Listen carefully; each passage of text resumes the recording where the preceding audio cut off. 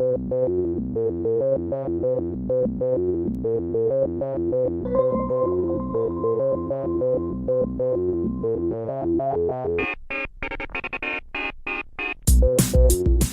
again, we're back for part 2 of the History Hut Chinese edition. And when we last left you, we were talking about the Tang Dynasty. So what are some of the important points with the Tang Dynasty? Well, I was saying just in the last section, which was about a month ago, I think. It's in Chinese. Was it AD or BC or BCE? I think we're in AD by that time. That we had the establishment of the Tang Dynasty, and that people accepted that because of this whole idea of the mandate of heaven. That's right. And the expectation that another dynasty would emerge, so it's not destabilizing. So what's interesting about the Tang? Quite a few things. They're from the old families of kind of old military warrior families from the northwest, the Trouble area. Of course. It brings the Li family to power. Li. They set up military colonies in the north. Because they're from there and they know they're troublemakers. And that's where the trouble comes from, There might be trouble behind them in the northern north part. They need, so set up military colonies to guard the frontiers, and it's the kind of colonies where the people farm when it's peaceful, and of course are expected to do military duty when the frontiers are destabilized. So they need horses. They become horse breeders and horse traders, and of course this opens them up to outside influences along the trade routes, especially the Silk Road, and they really bring in a lot of horses. You also see, because they're using the Silk Road, which isn't one road but many roads, and it doesn't just have misleading. It doesn't have silk on it. So it's the Silk Road is many roads that doesn't involve silk. That's just right. So you're aware. So you have things coming in like tea and silk going out, and you also have ideas coming in along the road. So you see the arrival of Nestorian Christians, the Manichaeans, the Zoroastrians, and of course, when the time comes, Islam. And then the Manichaeans. The Manichaeans are, of course, the great grandparents of the things in them. Yeah. Oh, well done. Yeah. Well done. Yeah. I know a bit of history. High six. Yeah. I'm so cool. Oh no, it's high five, right? Yeah. So you've got all these different religions coming in, including Buddhism, and of course, Buddhism, remember I said, would be the official state doctrine. The Tang also have an incredible military reach. They're not just in China. Oh no, they're all over the place. They're known of as far away as India. They're called upon by Indian rulers as allies against another force that's moving through the area. For India is the White Huns, the Hunas. Of course, the Huns will be in Europe as well. There are, of course, in the Islamic period, Islamic forces moving east as the Tang move west. And if you had a lovely map of Central Asia, you could see this. The result is a famous battle called the Battle of Talas, Talas, Islamic forces that come out of Merv and Samarkand, and Chinese forces are coming through Tibet into this area. It's called the Transoxus, I think, the modern Turkmenistan, if that even exists. You tell us. Well, it's contemporary events. What would I know? It could be anything. So you have a very interesting result where you think the Tang forces are incredible. The Islamic forces are also incredible, and the Chinese forces lose. And it's very complex because it all has to do with local politics. Tibetan rulers calling on Islamic rulers, sometimes calling on Chinese rulers at other times. But the upshot is that the Tang lose, and so they retreat out of Central Asia, and that area remains Islamicized until the modern period. So really, really influential, and that's the Battle of Talas, 751. The Tang is also seen as one of the kind of golden ages of civilization in Asia and Southeast Asia, and almost everybody copies them. Whether it's Korea, Japan, or Annan, they copy Chinese language, Chinese writing, the layout of the capital city, that's copied as well. You take plans away, the administrative structure, the idea of the civil service exam, so copied. So obviously everybody looking to them as the Scotland of the modern. Oh yeah, really? We all look to Scotland. Scottish, I'll say that. The other thing is the civil service exams. Now, these had existed before, but they become formalised in the Tang era. Absolutely fabulous. 3 sets of exams. The first one is the county exam. If you pass that, you become a bachelor with flowering talent, and you no longer have to do any manual labour. You have to do kind of resits every 3 years. The second one is the Metropolitan Exams, and if you pass those, you become a recommended man. Only 1 in 200 pass. Can you imagine if that was the stats for today in your class? I'd be like, okay, there's 100 of you, and half of you's going to half of one of you's going to pass. Half of one of you. So you become a recommended man, and then if you go on, you can do the imperial exams, and then you become a presented scholar. You're given a job title, a job for life. You absolutely, you're made in the shade. That's it. Just brilliant. And of course, your family status rises with your status as well. So you're pulling your family up with you. Which is great for the family. So they're all keen to make sure that you study hard at the clan school and pass these exams. One of the things that if you weren't smart enough to pass the exams and go on and raise your family status, the other thing you could do is you could become a eunuch. And if you're interested in finding out about eunuchs, you can read A History of Celibacy by Elizabeth Abbott, and I just have right here page 358, 359. If it's a job opportunity, it's another way to get into the imperial palace and to raise your family's status.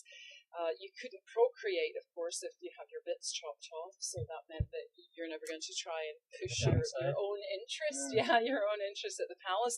So push your own interest. So here you go, Elizabeth Abbott. After a while, ambitious Chinese took note of the splendid career possibilities for eunuchs and began to castrate either themselves or their children, much like students sitting exams in the hope of future employment. So can you imagine your parents are like, yeah, you're not very good at school, are you? Okay, it's okay. There's still another alternative. Just sit in this wee sofa here and I'll be bringing in the official castrator. So that's part of the, I can attest to that. Yeah, civil service exam or castration.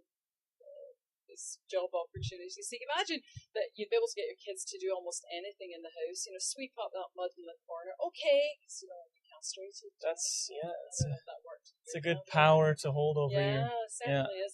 So anyway, another couple of things about the Tang. Great political and economic organization. They had a thing called the equal land system, where the attempt was made to take land away or take land back from the great land owners and hand it out on a more equal basis to peasants. And so, depending on how many children you had, I think you start off with about 13 acres of land, and then you get additional land for additional kids.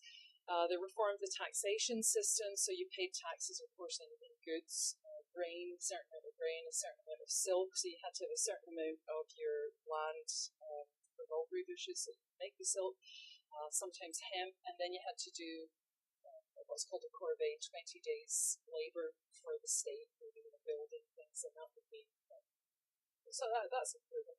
They also established a census to work out how many people there were. Women and foreigners weren't counted. They had tables of equivalencies for things like gold and silver, so that you were like, wow, it's going to cost 1 gold piece. Well, I don't have any gold, I've got all the silver, so much we have to hand over.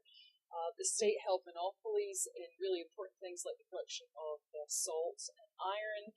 They had money changers, and they have a thing called flying money. Flying credit was really the beginning of the credit system, although not the credit system which you would probably conceive of.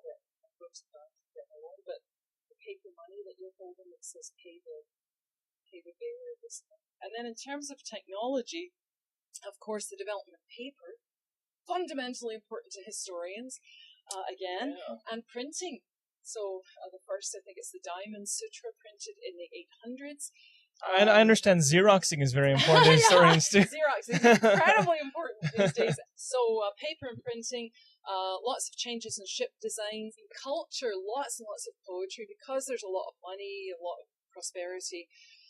Lots of changes in architecture, painting, lots of production of poetry. Poetry is really highly valued, and they have poems with great social commentary, like Libo, talking about life inside the palace, but again, on the grasses the wind stirs, trouble So even the poets are into it. Very keen on landscape painting. They use water-soluble ink on silk, and you can see the Buddhist influence in the painting because man is always really small and nature is really huge. So you get lots of, always, I think, mountains. It's always kind of black and white or grey on mountains, and man is subordinate to nature. So those are the I think kind of main things. So a lot of things going on in the Tang period. Now, I understand there was a woman emperor in this period. What can you tell me about that? Emperor Wu. Really fascinating. If anybody's interested, you should certainly look her up. Well, she's dead, so you won't be able to talk to her, but you can look her up in a book. Absolutely fascinating. She is a concubine in the emperor's harem, Tang Taizong's harem. He dies in 649 AD, and the tradition was that all the women in the harem would be sent to a Buddhist nunnery. They'd have their heads shaved and then just spend their life in contemplation. But she had already caught the eye of the heir to the throne, and I'm guessing on purpose. And so she sent to the Buddhist monastery along with everybody else, and then gets the recall, and she becomes not only important to him, but she really, I mean, there's a hierarchy in the harem. All the way up to the kind of top concubine, and then of course there's the empress, and she manages to have the top concubine knocked out of the picture. She has the empress murdered. She has, I think she has a baby girl and then a son, and she has her own baby girl murdered as well, and produces a son for the new emperor. So she's quite the chick.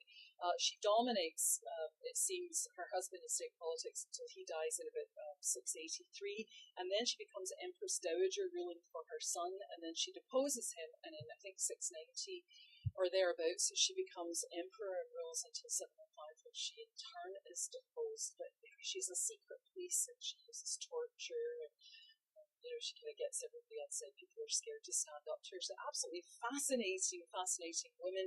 But for a long time, the Chinese themselves wrote about her in a really negative way. I mean, she's a one-off. She's not able to hold the throne for her daughter. Her daughter's is the it's quite influential, but she's deposed, so she's not able to hold it, and it goes back to her son. But she uses, she tries to get the Confucians on side, they won't listen to her, so she uses the Buddhists, and she has them sign a petition saying that, that she is the female incarnation of the Buddha that we can wait for. And so she uses every possible thing she can. But on the positive side, you can argue that, she shows that a woman is able to rule just as well as a man, so there shouldn't really be that gender difference. She makes sure that her daughters are influential at court, and in the courts that follow hers, her daughters certainly have a key role to play. She brings more women into court than ever before. She extends the civil service exams to the far-flung regions of the empire, so there's more people who are able to write. Not the north, though. Into the north? No, it's one of the ways you can co-opt people, right? Make them like you. So she extends the civil service, so this extends this idea of a meritocracy, of more people running the empire that are doing so because they're smart and know what they're doing. She helps, she's a patron of the Buddhists, so the patron of the arts, Buddhist art as well. And she seems to have maintained both domestic and Tang domestic and foreign policy in this period of great prosperity. There's an increase in population. So, on the one hand, that looks really good. On the negative side, of course, she rises to power through manipulation and murder. Not your kind of typical I'll just kill her, of course. She exiled the Li family. She made them change their name to a word that I understand means worm. She kind of pushes the Buddhists to declare that she's the alternative, the universal alternative. She's come back as a Buddha in female form. She uses a secret police. She uses torture. And the thing that, of course, male historians always talk to women, they quite often mention their irrationality and their sexuality. And the hit against her really is that she's still taking lovers at the tender age of 81. taking young lovers. And, you know, I mean, okay, we're okay with Hugh Hefner having lots of 20-year-olds around, but when it comes to some old chick, you know, still having lovers, we're all like, ooh, that's so gross. Like your granny, you know, hanging out with your friend from hockey practice. And on that note, just awful. we're going to wrap up part 2 of the History Hut China. Join us for part 3.